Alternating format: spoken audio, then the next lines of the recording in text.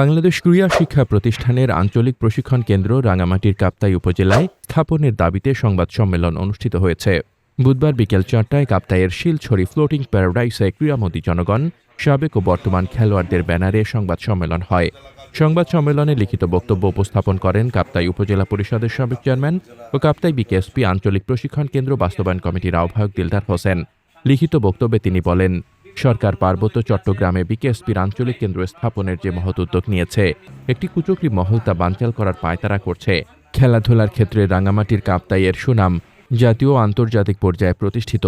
বহু কাপ্তাইয়ের সন্তান দেশের গণ্ডি পেরিয়ে আন্তর্জাতিক অঙ্গনে কৃতিত্বের সঙ্গে খেলেছেন।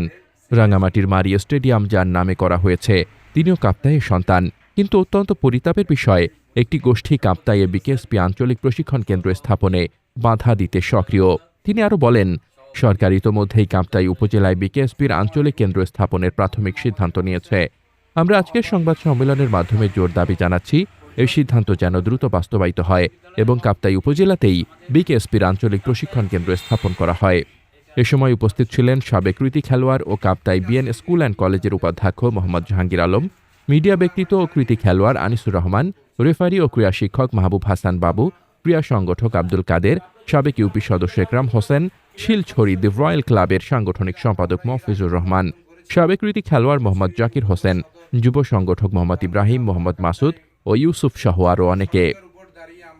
মোহাম্মদ শামীম রেজা, দৈনিক খোলা চোখ।